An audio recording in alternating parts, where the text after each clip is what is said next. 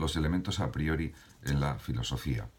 El problema del conocimiento no cabe duda que es una dialéctica entre sujeto cognoscente y objeto.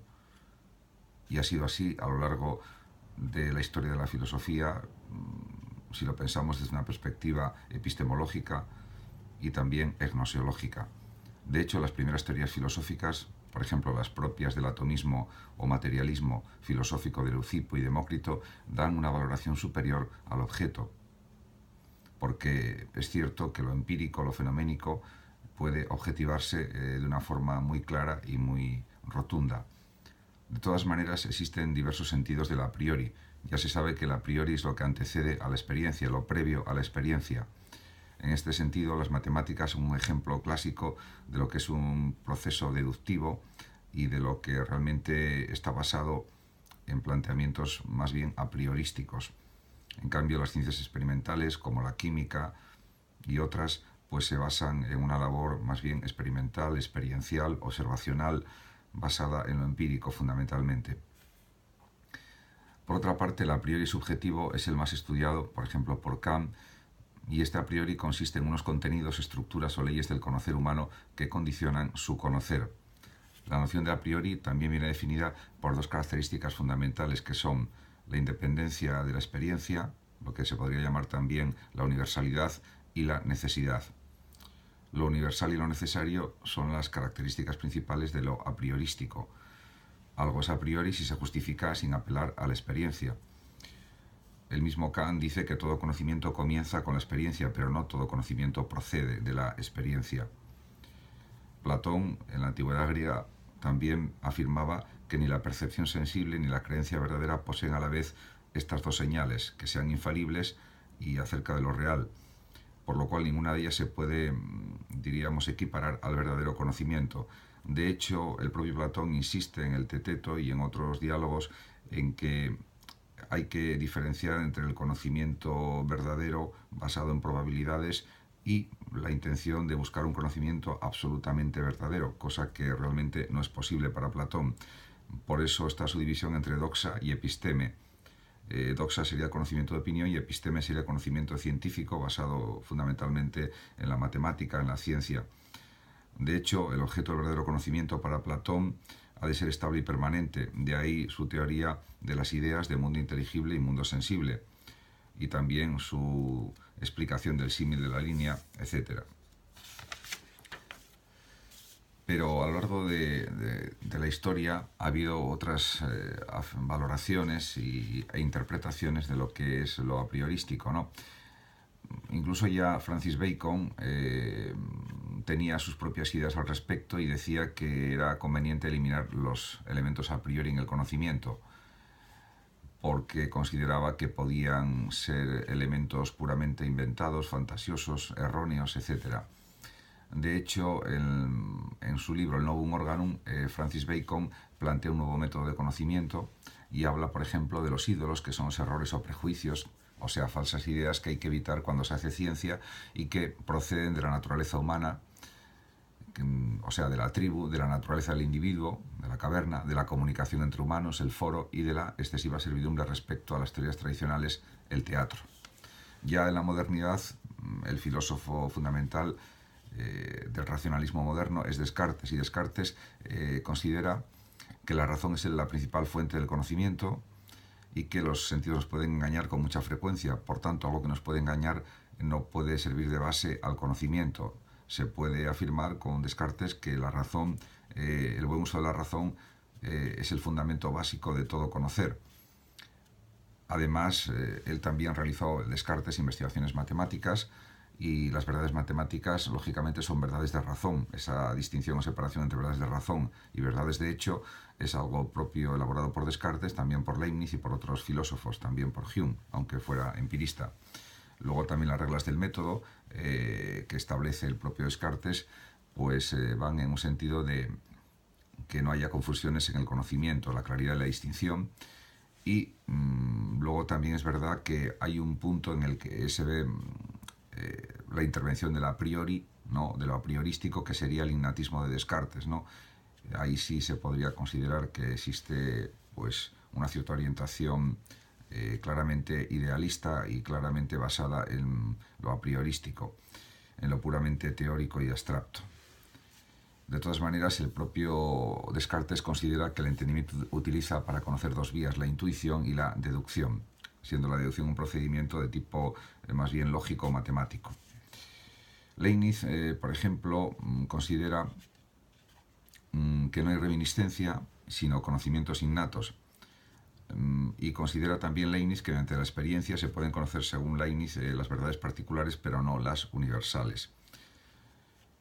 Pero, a pesar de todo esto, diríamos que Leibniz se mantiene cauto respecto a la inducción, al proceso inductivo que va de lo particular a lo general, porque viene a decir que la inducción, con base en la experiencia, no es un método válido de conocimiento. Según Leibniz, las ideas innatas son hábitos naturales y según esto, para que nuestro espíritu consiga conocimiento, ideas o verdades, es necesario que hayamos pensado en ellas actualmente alguna vez. En cuanto a la priori en Kant, conviene tener en cuenta que en la compleja teoría del conocimiento de Kant realiza el propio filósofo alemán numerosísimas distinciones muy técnicas, pero se puede decir que también interviene el a priori. De hecho, en su clasificación de los juicios va diferenciando el propio Kant entre a priori, a posteriori y los tipos de juicios correspondientes. Por ejemplo, Kant distingue entre la sensibilidad y las intuiciones puras, o también considera que la imaginación y sus esquemas trascendentales son una mediación entre la sensibilidad y el entendimiento. También habla Kant de la síntesis de la aprehensión en la intuición, de la síntesis de la reproducción en la imaginación, de la síntesis de reconocimiento en el concepto, de las categorías del entendimiento y también de la apercepción trascendental, que consiste en que la espontaneidad que necesariamente ha de intervenir en toda síntesis debe provenir de la fuente de toda espontaneidad, que es la apercepción trascendental como conciencia trascendental y unitaria de la identidad del yo. Pero el propio Kant también establece varias clases de a priori. Para Kant, el conocimiento y la experiencia son el resultado de un proceso compositivo en el que se sintetizan dos principios, uno material y otro formal. Para Kant, además, de hecho, considera que el espacio y el tiempo son formas a priori de la sensibilidad. Los propios conceptos puros del entendimiento son algo a priórico o a priorístico. También están las ideas de la razón, alma, mundo y Dios, los postulados de la razón práctica, libertad, inmortalidad del alma y Dios, y otra serie de cuestiones que desarrolla el idealismo trascendental kantiano o el criticismo kantiano. Si pasamos ahora al apriorismo en la fenomenología de Husserl, del inventor de la fenomenología diríamos que es un juego constante entre el análisis de cómo es esencialmente la realidad que se me da en la intuición y el análisis del cómo conozco esa realidad intuida en su esencia e idética.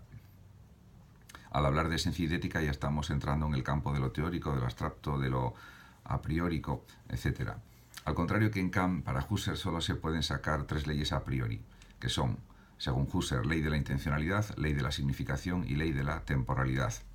Además, el ego es presentado como un a priori universal. Se trata de un a priori universal constituido en el que se integran todas las intencionalidades, un a priori que, rebasando todo el sujeto particular, se convierte en intersubjetivo, porque se relaciona con los demás. El imperativo de la exención de supuestos o de a priori es la primera condición de todo filosofar, dice Husserl. La epogé, por ejemplo, aparece como el método radical y fundamental por el que el yo se capta propiamente como yo. El método se llama también método de la reducción fenomenológica trascendental. Si pasamos al creador de la hermenéutica contemporánea, o uno de los creadores de la hermenéutica contemporánea, que es Gadamer, pues hay que tener presente que la hermenéutica de Gadamer afirma la necesaria precomprensión y la reivindicación y la trituración de los prejuicios. Efectivamente, la propuesta hermenéutica gadameriana ataca de raíz al intento de la fenomenología de realizar una epogé o puesta entre paréntesis de todo lo conocido. Según Gadamer, este es un intento no solo imposible, sino completamente erróneo para el acto intelectivo. Incluso considera Gadamer que los prejuicios pueden estar y pueden existir como a priori en el conocimiento, aunque por supuesto los prejuicios como ideas falsas deben ser desechados. Para Gadamer, el intérprete de un texto no es un no es una tabula rasa, sino que parte de unos conocimientos previos, etc. La interpretación constituye, además, según Gadamer, una tarea infinita, porque hay interpretaciones de las interpretaciones, reinterpretaciones de las reinterpretaciones, y es un proceso absolutamente interminable, inacabable y, por tanto, claramente infinito.